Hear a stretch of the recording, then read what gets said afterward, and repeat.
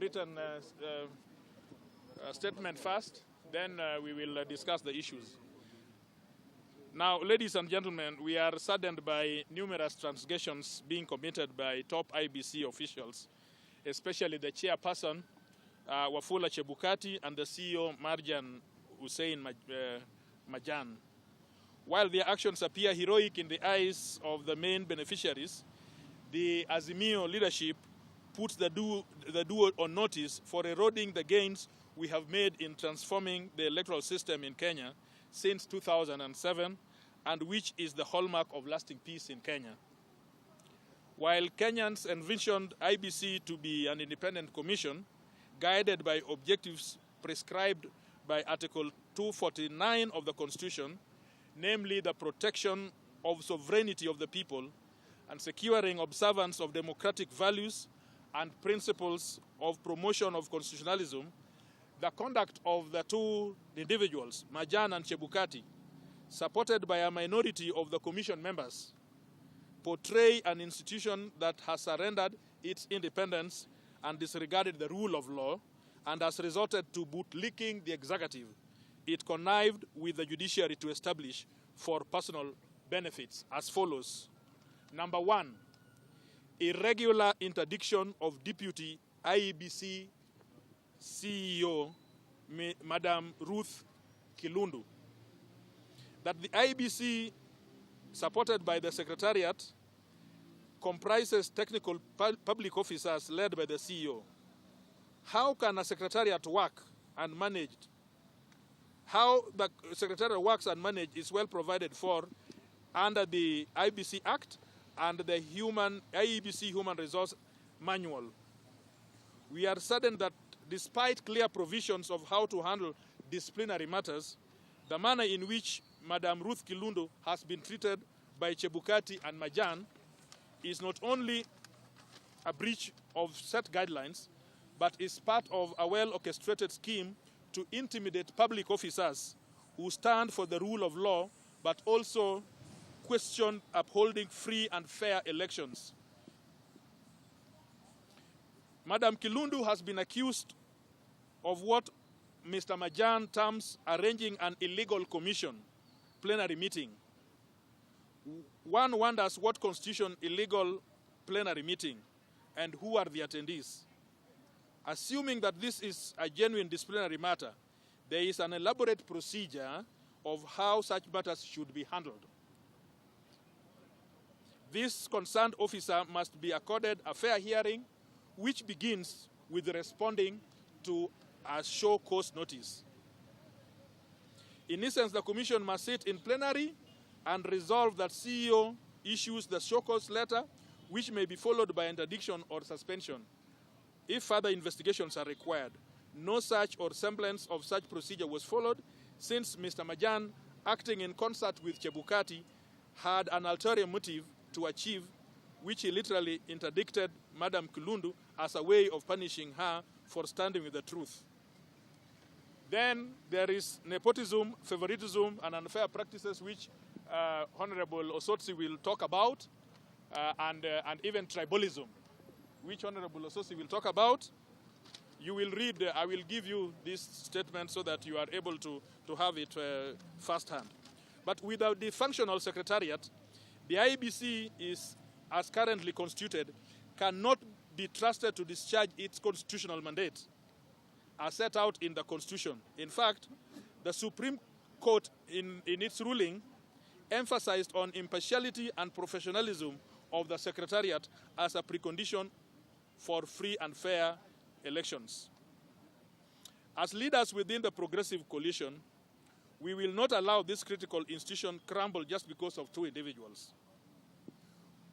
We know that Chebukati is soon leaving the commission with this newfound regime, and we will not allow him to destroy the structures that Kenyans have fought hard to establish.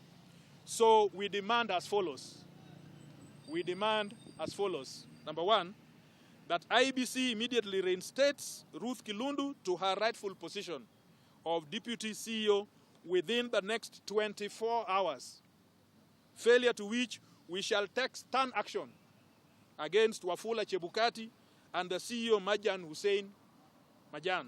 Number 2, that IEBC calls to order Majan Hussein and demonstrate to Kenyans that he shall live by the values and principles of public service, failure to which we shall demand that he relinquishes his position prior to the commencement of the boundaries review exercise or conducting the pending by-elections. Thank you very much. I need to add that you saw that this morning members of parliament drawn from Nairobi County, and I have the member for Starehe, in whose jurisdiction we stand. I have the member for Kibra, who is a leader in Nairobi County. I'm a member from Ruaraka, which is in Nairobi. Honorable Mwenje is a member from Embakasi East, which is in Nairobi. Embakasi West. And Honorable Ososi is a senator. We all have a constitutional mandate when our constituents, or any Kenyan for that matter, has an issue. Our mandate is to solve issues concerning our constituents and resolve matters that the general populace would want us to do. So we have come here deliberately, constitutionally, very peacefully, to come and engage with IEBC, which, as you know, is an independent but public commission that is paid by public taxes. So you have seen that as we came, police have lobbed tear gas on us severally, without provocation at all, just because we are conducting our constitutional mandate given to us as MPs. And then we come to this gate. We have found that they have locked the gates with chains. So this literally means that IEBC, which is a public constitutional body, have decided to lock. I'm joined by Honorable Aladwa, who is a member for Makadara, and the chairperson of Nairobi County, ODM County. They have decided to lock the gate with chains. So you can imagine that the gates have been locked to the public. Everybody in Kenya, in Nairobi, cannot access IEBC to be able to ask pertinent questions concerning the issues of Kulundu. But that notwithstanding, we have put a position on the staff in IEBC who were brave enough not to accept the thieving ways of the commissioners. People who stood strong against what happened in Bomas. We know, and I can tell you as a lawyer, that employees have ways in which they are dealt with in their human resources manuals from their respective organizations. And that must be followed.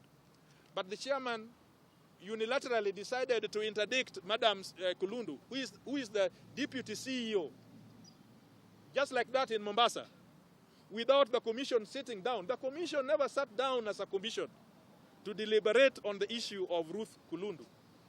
And the Secretariat Bajan cannot fire her deputy because the deputy is employed by the commission, not by Majan. And that is how things are.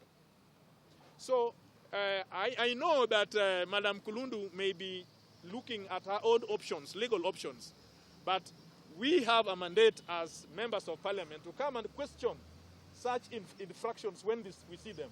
And we call them out. So we came out this morning to call out these people. But it looks like we are still where we were in 2007. We are ready for this. We are ready for this engagement. And we will do this engagement every day on the streets, if that is what it takes to liberate the space that we have to manage our elections prudently. And so I want to call in my colleagues.